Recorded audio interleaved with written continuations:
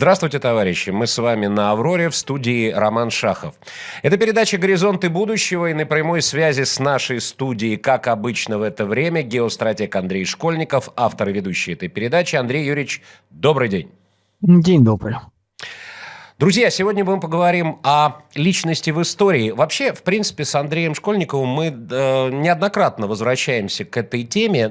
Было у нас уже несколько эфиров, так или иначе касающиеся этой темы. Но эта тема, она в любом случае актуальна всегда. И перемены, которые происходят и в обществе, и в обществах, и в мире, все равно сподвигают нас возвращаться к этой теме так или иначе. Сейчас, скажем так, давайте скажем честно, в смутные времена, хотя, может, Андрей Юрьевич и не согласится с этим, но, тем не менее, по крайней мере, то, что мы видим вокруг себя, немножко так смутновато, туманно.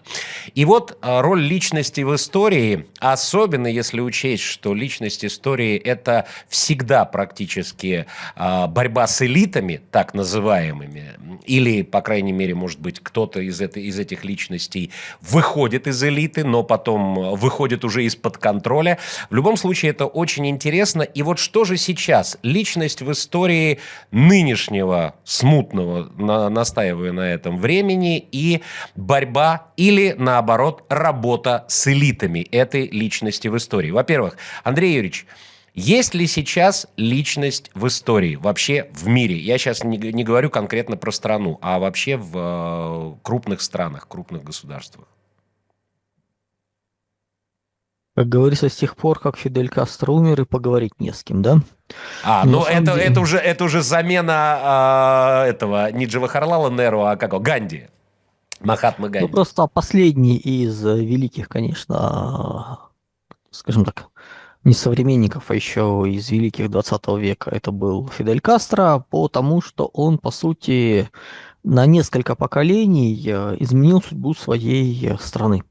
Небольшой, не имеющий каких-либо перспектив, причем изменил так, что не превратив ее во второе Гаити, в центральноамериканские вот маленькие республики, которые, по сути, такие страны-мегаполисы, где вокруг одной более-менее агломерации выстраивается что-то, где связанность не так высока, то есть с особой функцией, называется особой специализацией. И если мы все-таки начинаем говорить, то да, люди, меняющие мир, есть, люди, серьезно меняющие мир. Возможно, они не похожи на тех, кого мы привыкли видеть по истории, кого мы привыкли видеть по описанию истории, написанной впоследствии историками. То есть с идеализацией, сколько истории пишут победители, с соответствующими моментами, с манипуляциями, сокрытием, наведением тумана или, наоборот, фантазиями, с диалогами на лестнице, когда это все называется, все уже прошло, и человек потом уже спускаясь по лестнице додумывает, что он мог сказать, а потом превращается в что он якобы сказал. Грозно бросил в лицо тирана: большое спасибо, я тогда пойду.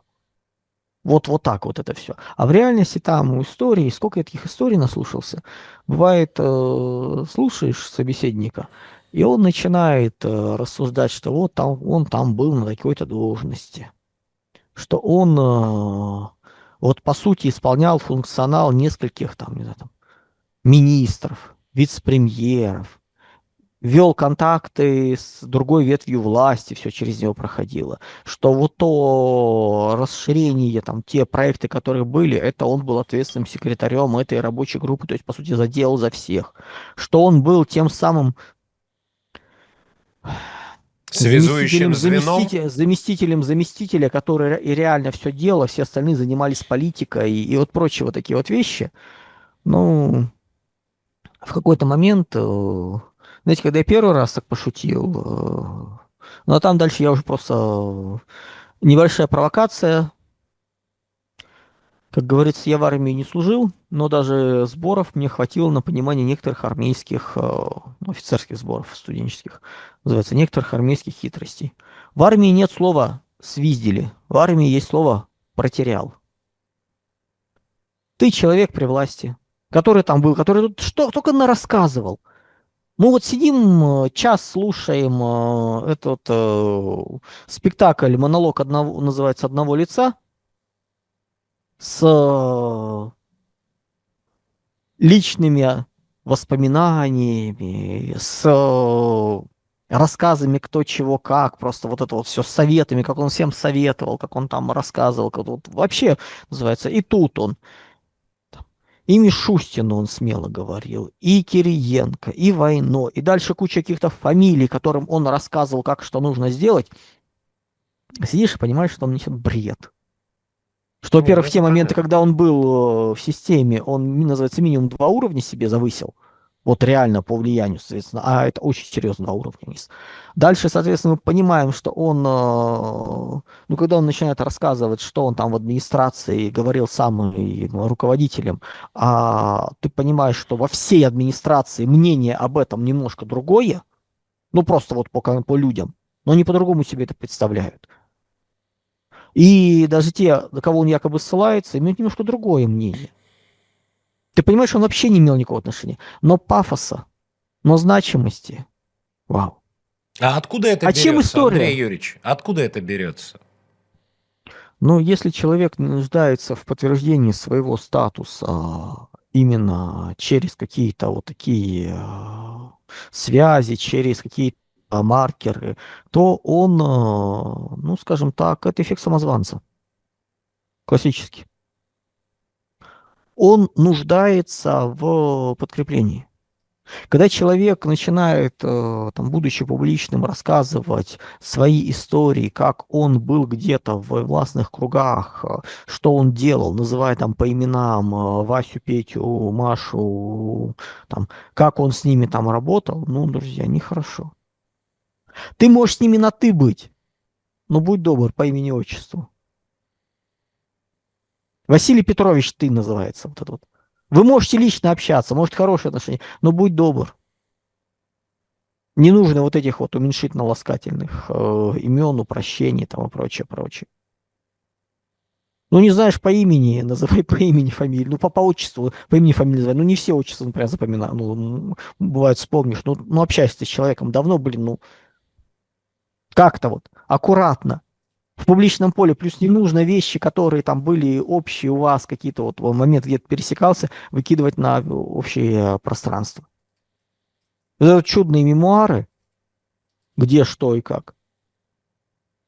А вы думаете, в истории что-то по-другому? Историю пишут точно такие же. Мы берем мемуары и основываемся на мемуарах. Ну да, есть люди с внутренней культурой, которые как-то вот хотят... О чем мы говорим? Какие мемуары у людей с внутренней культурой и отсутствием, называется, гордыни? Мемуары, как правило, все-таки самооправдание, рассказы про себя. Да, есть, но тогда это не мемуары, тогда это называется воспоминания о каких-то событиях, где человек просто вот наблюдал, где он наблюдатель, где он не активный участник. Когда человек начинает рассказывать, как я вот чувствую, думаю, где вот я вот кому-то что-то сказал, вспоминая через несколько десятков лет, мелочи. Это ж четко, когда идут допросы, проверки, человек, ну, как бы следователь, немного поработавший, уже начинает отлавливать эти маркеры, а опытный так сразу видит. Когда человек врет, когда человек, соответственно, вспоминает. Вспоминания, они всплывают путано. Рассказывают, ой, я вспомнил вот это. Человек общий какую-то канву. Когда человек приготовился врать, он замечательно рассказывает детали. Потому что эту пустоту он хочет чем-то наполнить. И начинается. Да, я пришел в 22:04, я тогда именно посмотрел на часы, потому что вот был там чего-то еще, как-то вот какие-то вот куча таких вот вещей. Да вы близко это не вспомните надо будет. Вы будете сидеть, и вы сходу не вспомните, как вы там на автомате выключили или нет чайник, уходя. Да, я всегда там, выходя, называется, отключаю плиту. Но были же случаи, когда не выключил. Ну, было, вот просто вот схватил, быстро кофе налил, побежал, потом прихожу через 20 минут. Ой, она до сих пор, называется, горит. Блин, а могло это быть? А я помню, а я не помню. Это хорошо, если через 20 минут, а то можно оставить плиту и уйти из дома по делам. Ну, конвекционные, когда плиты, скажем так, в домах выше какого-то этажа газ не ставят, поэтому это не так страшно все-таки. Ну, Да, другой вопрос, да. Я говорю да. про обычных людей, да, Андрей Юрьевич, у которых пока все Высокие, по-старому. высокие, высокие дома строятся нормально, а ежели, называется, кто-то попадает под реновацию, то переедет в высокий дом, где тоже газа не будет. Мгм. Хорошо. Поэтому, да, да, да. Поэтому Будем иметь в надо, виду. да, надо к этому привыкать. Хорошо. Так что, когда мы начинаем вот это вот все смотреть, детали, общение, а вот история у нас ровно такая же. Куча хвастовства, куча моментов, а в реальности, да, есть личности, меняющие эту историю. И они, ну, когда человек самодостаточен, когда он что-то сделал, ну, льву не надо доказывать, что он лев. Льву не надо спорить с шакалами, соревнуясь с ними с чем-то. Потому что он четко понимает, вне зависимости от результата, он роняет себя. Он опускается до их уровня. Ну, прошел мимо, лапкой так вот прикопал и пошел дальше. Ну, чего тебе вот с этим вот связываться?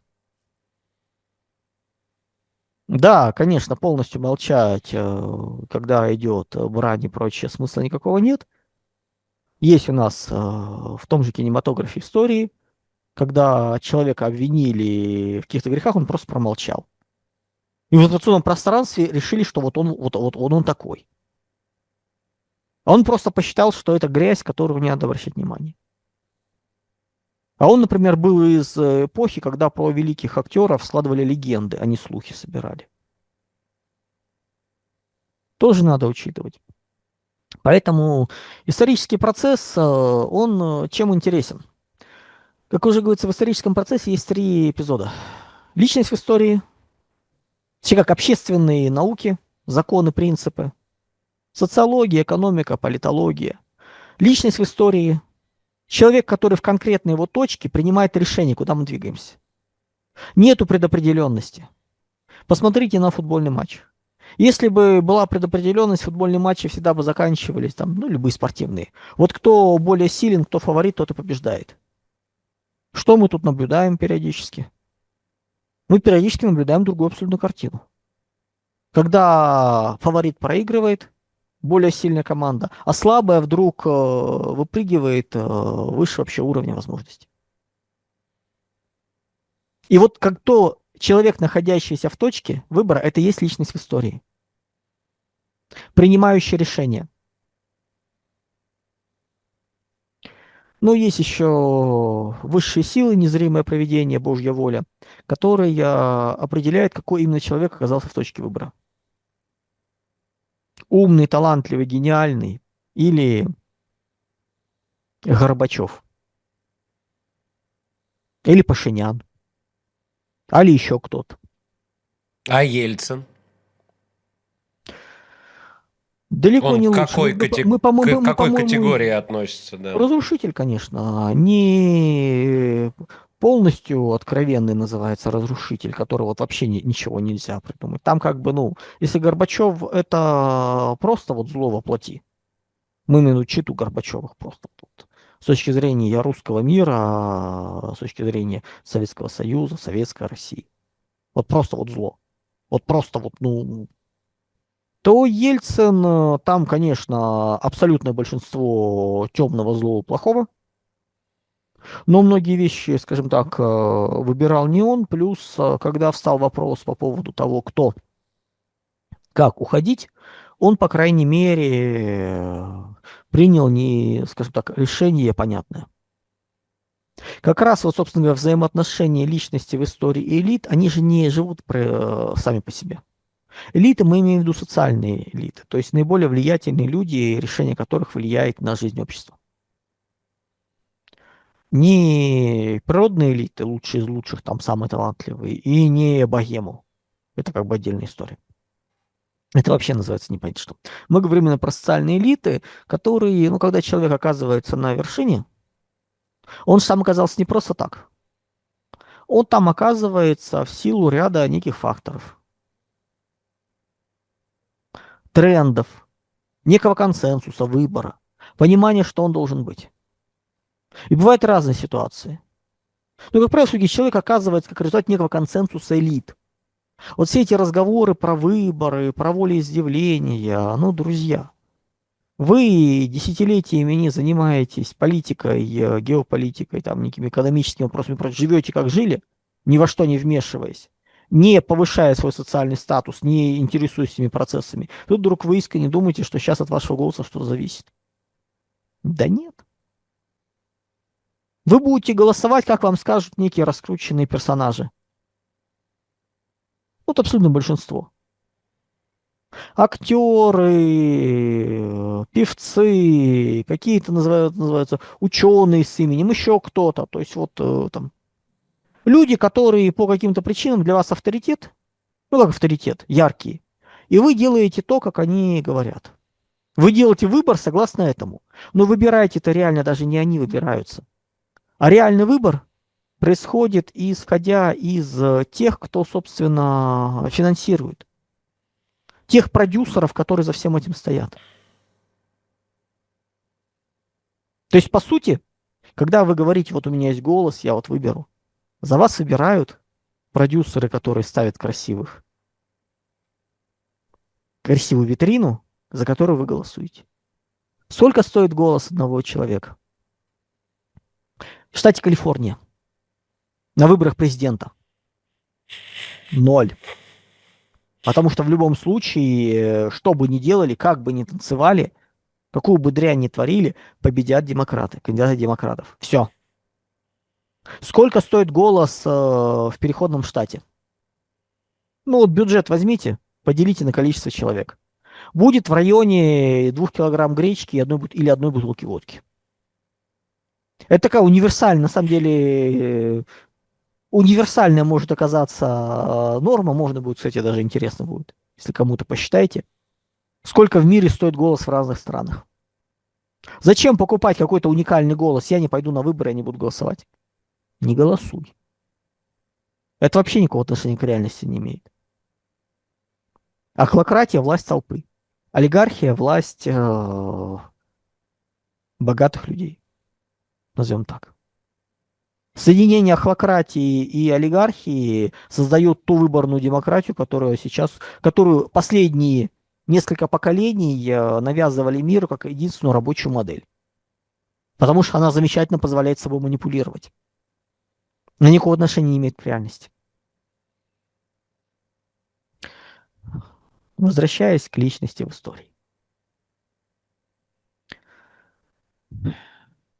Элиты определяют эту личность. Как правило, все-таки выбор происходит от того, что человек, оказавшись на вершине, исходя из своих внутренних побуждений, принимает решение так или нет действовать. Да, бывают эффекты взмаха крыла бабочки. Очень редкие, случайные. Как правило, это случай, ну, не на ту кнопку нажали, удалили там что-нибудь, какую-нибудь базу. Сбила человека машина, еще какие-то моменты, ломающие картину. Вот случайно называется. Но этих вариантов очень-очень мало. Это чудесный случай. В рамках рационального и логики, в рамках, собственно говоря, рационального дискурса, элиты так или иначе решать, кто будет руководителем, кто на вершине, и он выбирает. И он может оказаться в согласии с ними, а может нет. Он может быть предсказуем. Ну, современный пример. Как вы думаете, Дональда Трампа хорошо знают в Америке на уровне элит? На Человеку, которому уровне элит 80 не... лет, на уровне элит. Человек, который в этой системе, которому 80 лет, который господи, большую часть своей жизни публичен, понятен, у которого куча дел, проектов, с которыми очень многие и проекты, и планы, и контакты, и много еще чего, начиная на разных уровнях его жизни. Люди формируются в первые годы. Темперамент условно до года,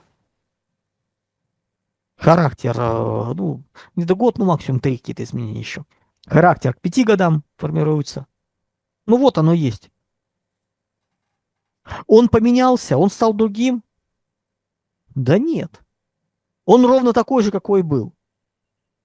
Какова вероятность, что люди, принимающие решения в Америке, вот та элита, которая вот называется основная, наиболее влиятельная, что они не понимали, кто такой Дональд Трамп, как он будет себя вести. Но вот объективно. Что они думали, подобно выпрыгивающим замуж молодым людям, что да, несовершенен, но он изменится. Ребят, не изменится. И Трамп не изменится.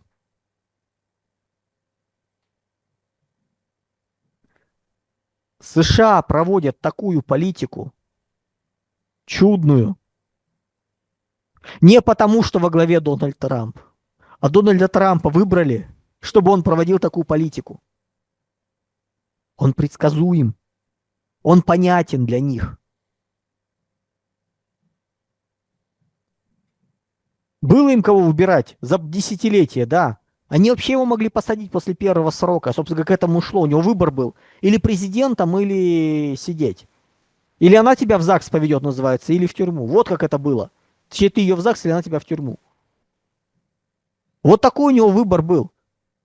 И то, что он делает не потому, что вот это, потому что с точки зрения долгосрочных стратегических планов демонтаж глобального мира, мир системы Пакс Американо логичен и понятен. А то сопротивление, которое пытаются раздуть в таблоидах и телеграм-каналах, ну, друзья, это ерунда по сравнению с тем, что было в первый срок. По сравнению с тем, что было в правлении Байдена, когда его пытались закатать. Вообще ни о чем. Верховный суд принимает решения очень аккуратно и ограниченно, ровно там, где их нужно принять. Депутаты высказываются, но ничего не делают. Есть отдельные канализаторы, которые собирают вокруг себя мнение и спускают пар в свисток. А работа идет. И никто не смотрит комплексно, все смотрят вот на Трампа, который чудит. Все обсуждают, что он сказал по поводу Ближнего Востока, а то, что он, по сути, на полгода заблокировал уже Персидский залив, контролируя объемы выходящего из него нефти и газа на мировой рынок. Чуть больше называется, чуть меньше. Управляя этим потоком. А причем цены держатся в коридоре.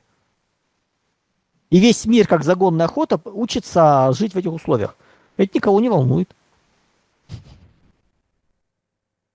Все смотрят, что он сказал. Какую ерунду он сказал. Ха-ха-ха. Но у нас был Владимир Вольфович Жириновский. Это сейчас его тут была целая, называется, политика по поводу превратить его в пророка. Это было интересно наблюдать после его смерти, как появилось громадное количество ботов, специально созданных роликов, которые нарезками пытались объяснить, что вот он это же говорил. Но он это же говорил, плюс рассказывал, что все будет хорошо, как бы это мы вставляем. Не, как бы, и слава богу, что не получилось. Потому что он говорил много чего. Владимир Вольфович умудрялся в одной речи сказать две абсолютно противоположные вещи. Как нарезать. А говорил он много. И на камеру. Поэтому, если вы делаете культ из личности, ну, не удивляйтесь потом, что нарезки этой же личности будут обращены против вас. Поэтому то, что это не получилось, слава богу. Ну, это был, как помню, там, кто-то решил сделать такой пиар. Рассчитанный на людей, которые верят там, в пророки, в гороскопы, в гадания, вот туда. Но, ребят, это опасная игра. Слава богу, не пошла. И мы, когда начинаем смотреть, ну, вот есть Трамп. И вроде бы все говорит о том, что не должно быть. Но он делает то, что нужно лить. Есть Беньямин Нетаньяху. Осень 23 года. Атака Хамас. Откройте и посмотрите всех аналитиков с рассказами о том, что будет. Что все, Нетаньяху сейчас выкинут, закопают. У него там на грани. У него нет большинства. Там разница в то есть, как бы вот 50 на 50 все колебалось. Что он сейчас сядет, что он не удержится. Что выходят 100-тысячные демонстрации с требованием отставки мира и прочее. Друзья, 3 года прошло. Где все это? Ну, потому что это так же. Это было в соответствии. И личность действует по логике. Есть обратные ситуации, когда личность начинает действовать против системы. Вопреки тем, кто ее принимает. Потому что в точке выбора она принимает решение. Горбачев. Но не было у советской системы запроса на самоуничтожение. Это вообще отдельный момент. Я его не понимаю. То есть, с точки зрения это ну, как бы на уровень чудесного, маловероятного. Если смотреть биографию Горбачева, он не должен был выйти за пределы обкома. Он первым секретарем обкома не должен был никогда становиться по его... Вот вообще принципе он нарушал вообще все, что можно. В партийной системе было громадное количество фильтров. Мы говорим не о 80-х годах. Мы говорим о 50-х, 60-х, 70-х годах. Эта система работала жестко, четко. Вот такого должны были отсеивать. И когда смотришь, ощущение, что каждый раз, когда он сталкивается, какой-то фильтр, который должен его просто отсеять, что-то случается. Вернулись, забыли. То есть там нет злой воли, которая его тащила одна. Нету людей, группы, которые бы ему помогали. Он каждый раз оказывался с разными. И его почему-то брали в эту группу. То есть или это гениальный аппаратный деятель, у которого Анастас Микоян должен был брать бы уроки, если бы они были современниками. Просто вот гениально это все, вот проскочить мимо всего. Или это настолько казавшийся безопасный, простой товарищ, которого, ну, брали как, ну, вот, пустой. Ну, вот есть, поставили, и ладно, заткнули дырку в табеле, называется. Вот он вот есть, мы отвернулись, он уже куда-то наверх оказался. Причем и Горбачева, и Раиса Максимовна это тоже не была гениальной. Вот это вот сочетание факторов привело к тому, что во главе оказался человек такой. А дальше советская система инертная, не знала, что делать. По-хорошему, в 88-88 год нужно было все это, ну, его убирать. Так убрали Хрущева. Но партийное руководство досидело до 91 года ГКЧП. Старые, уставшие, которые долгое время между собой выясняли отношения вместо того, чтобы понять, что, собственно говоря, среда рушится. У них не получилось. Они затянули. 87-88 год надо было. До того, как СЭФ разрушили. Вот просто. Да, был какой-то проходимец, самозванец, мы его убрали. Но они дотянули, плюс, собственно, ну, старые люди. Слишком старые оказались для принятия решений. Не способны к резким. И упустили момент, когда, ну, не все население, скажем так, а Москва стала, почувствовала свободу, либерализм, мечты пошли. Когда не просто население, когда партийная номенклатура центральная захотела капитализма. Вот это надо было делать раньше, останавливать. Поскольку, по сути, ГКЧП это было все руководство, кроме Горбачева. Ну, вот так вот. Но они его не остановили. И это вот сочетание, попытки, где он там чей агент был. Это не агент он. Потому что делать он дурачок. Извините, вот так вот, просто вот жестко скажу. Как он умудрился разрушить, как можно стать предателем на престоле, став, по сути, самодержцем. И не понимать последствий. Мы потом наблюдали его. И спица, и прочее. Он не понимал последствий. Он искренне думал, что сейчас он станет президентом мира. Это мы записывали как раз на Авроре ролик ушедший уже из Питера, господи, фамилию сейчас не вспомню, на чем. Не помнишь? Был.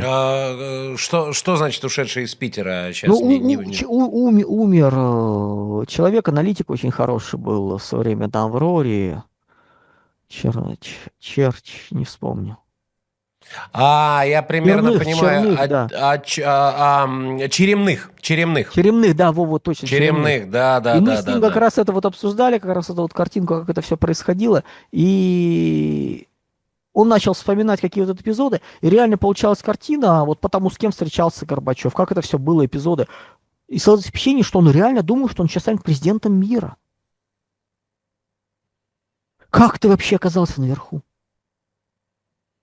Он принимал там каких-то представителей сект, каких-то движений, еще кого-то. Когда у тебя вот тут все сыпется, ты искренне, вот он себя вел как человек, который тут дорабатывает и собирается куда-то уходить.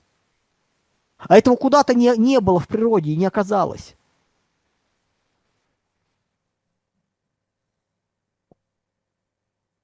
То есть это настолько, ну, странное поведение. И вот человек оказался и действовал против. Были и другие примеры, когда действовали против элиты, да. Был такой в Испании король, Хуан Карлос I. В 1975 году умер диктатор Франциско Франко, который передал власть своему преемнику, воспитаннику Хуану Карлосу, который за несколько лет умудрился превратить субъектную, самодостаточную, закрытую Испанию в периферию, полную периферию, сельскохозяйственно-туристическую периферию Западной Европы, сдав все. Франко, который смог пройти мимо, называется, внутри Второй мировой войны, не приняв в ней участия,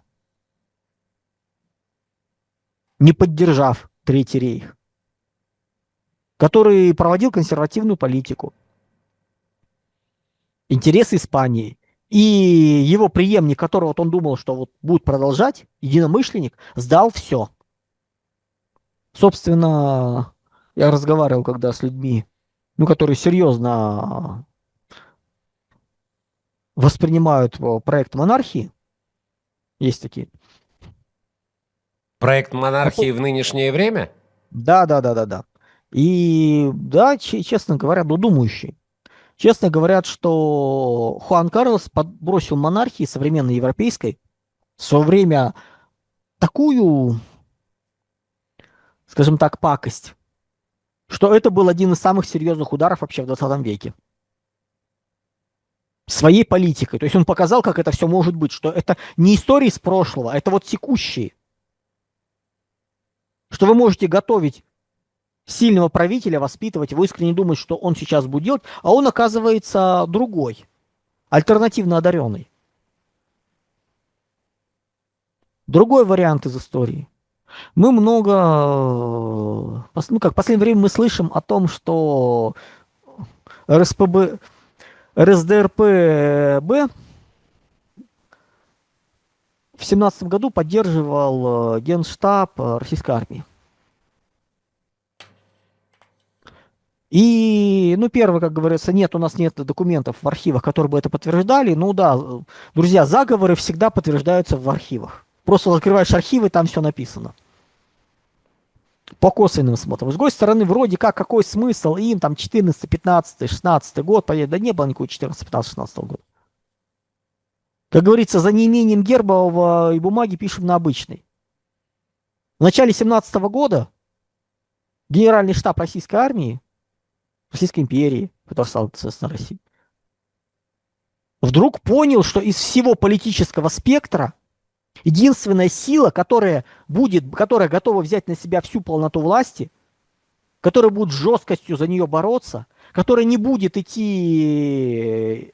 которая не будет договариваться и после этого исполнять эти договоренности, которая будет делать то, что считает нужным, являются большевики. Маленькая маргинальная партия. А все остальные пытаются договориться, демократии, какие-то выборы и прочее. А эти нет. И в условиях, когда страна распадается, единственное, кого можно сделать ставку, это вот эти ребята. И они на них сделали ставку. И помогали им. Не потому, что у них был заговор, и они этих большевиков тянули предыдущие годы. Нет, потому что других вариантов не было. Это была трагедия, на самом деле, для страны, которая начала просто распадаться, трещать по швам, как Австро-Венгрия, что в ней большая часть политических сил не собирались за нее бороться нормально, серьезно, жестко. Выгрызать. Не жалеть ни себя, ни противников. И именно вот маленькая, а из всех остальных, она очень маленькая была. По поддержке, по влиянию, по возможностям. Партия маргиналов, по сути, в которой не было профессиональных, серьезных управленцев. Но когда мы начинаем говорить о финансистов уровня Свердлова, ну да, друзья, да, у него брат банкир. И вроде как сам он, мягко скажем так, не та квалификация, которая нужна для управления страной. Но ставить было больше не на кого. Вот обратный пример. Личность и часть элиты. Поэтому это вещи взаимосвязанные. Они пересекаются, они перетекают одна в другой, они не рассматриваются изолированно. Но они есть. Личность принимает важнейшие решения в истории, находясь в точке выбора, конкретная личность. Мы в феврале 22 года это наблюдали практически в прямом эфире. Как личность приводила к присяге элиту, выбранному курсу. Открытое голосование было. Какое голосование? Каждый высказывался, понимая уже, куда все это идет. А многие люди просто, им было тяжело. Это было интересно. У нас любят вспоминать, как некоторые бледнели, волновались, не понимали. А это непросто. Когда человек умный, рефлексирующий, он начинает просчитывать последствия. Вот представьте себе, вы вот находитесь в точке, вам говорят, надо сейчас будет сделать выбор. А ты вдруг понимаешь, что у тебя все твои планы начинают меняться, рушиться, что тот сюжет, который был там в твоем понимании процентов 15-20, он становится основным.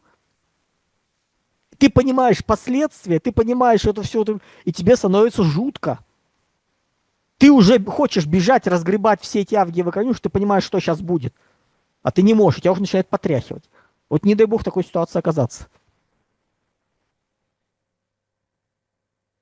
Но элита приняла решение. Мы приняли бой. Личность выбрала направление. Личность в истории. Но личность в истории появляется не сама по себе. Давайте честно, Ельцина был положительный момент. Он отдал власть. Как он за нее цеплялся, боролся предыдущий, как он грыз. Он отдал, он смог. Причем он отдал власть. Тут даже важен момент не только, что лично Владимир Путин. Тут важен момент в том, что это была власть отдана не единомышленнику, не условному, мягкому либералу, антисоветчику и прочее. Нет. Силовикам. А тут у нас роль проведения. Из Петербурга в Москву переехали толпы народу. И на месте Владимира Путина могло оказаться, с дюжину, наверное, разных людей. И политика у них была примерно бы одна и та же. И ценности, и принципы. Но у каждого есть свои слабые и сильные стороны. Мы можем их начать перечислять и пытаться представить их на месте. Как вот проба. Проба в кинофильм. И мы можем представить каждый, можем понять, что это будет. Но вопрос, станет ли это, стал бы это лучшим выбором или нет. Смог бы проскочить другой руководитель вот так между капельками дождя провести страну? Не ввязался ли бы в борьбу раньше времени? Еще какие-то моменты. У каждого же своя история, свои реакции. И то, что вот из всех, называется, был выбран Владимир Путин, это тоже что-то да значит. Вот там еще называется одна категория соотношения личности и истории.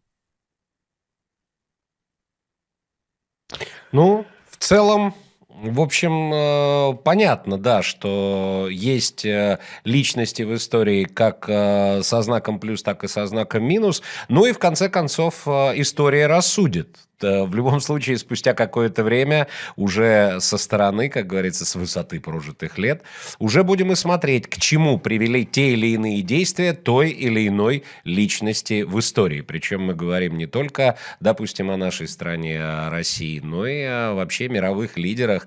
Вот и сегодня упоминали Дональда Трампа. Ну а как Дональда Трампа не упомянуть? Дональд Трамп, он везде и всюду, на самом деле, заполоняет собой все, даже в те моменты, когда это особо не требуется. Но уже, видимо, иначе не может. Все-таки 80 лет это не шутки. Он может, только он Но не делает хочет. ровно то, что надо. Он отвлекает внимание, он получает кайф от жизни. Вот честно скажу, вот 80 лет так кайфовать от жизни, блин. Тоже надо уметь. Это, кстати говоря, Да. редкое Что значит тоже надо качество. уметь? Это охрененно редкое качество, это невероятно редкое качество. 80 лет вот так радоваться жизни, вот так отжигать.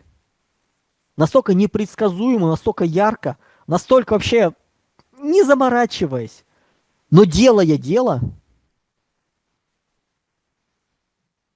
четко понимая, что у тебя выбор или ты делаешь как надо, или появится очередной стрелок. Ну, и такое тоже Да? не исключено. Друзья, Андрей Юрьевич, спасибо большое. Завершаем этот эфир. Поговорили мы про личность в истории. Я думаю, что будем возвращаться мы к этой теме. Она все-таки очень интересная и всегда любопытно, как та или иная личность и вообще те или иные события влияют на историю. Со знаком плюс, со знаком минус, или все-таки это уже дело наших потомков анализировать и понимать в итоге, что же было хорошего, а что было не очень хорошего. Как говорил Бестужев в фильме «Гардемарины вперед», я хочу, чтобы меня судили не современники, а потомки. Фигура была тоже очень интересная, тем более играл в этом фильме его великий Евгений Александрович Евстигнеев, и, конечно, это незабываемое такое зрелище, поэтому эту фразу я частенько вспоминаю, что же будет после нас. Это была передача «Горизонты будущего» с Андреем Школьниковым. Андрей Юрьевич был на прямой связи с нашей студией. Благодарим Андрея Школьникова за очередной интересный эфир. Подписывайтесь на все ресурсы Андрея Школьникова, подписывайтесь на все ресурсы информационного агентства «Аврора», на канал «Точка сборки» и помогайте «Авроре» чем можете. Ваша помощь для нас очень важна. Меня зовут Роман Шахов. Увидимся, услышимся обязательно. Всего доброго и всех благ. Добро пожаловать в мир прогрессивных решений и надежных партнеров.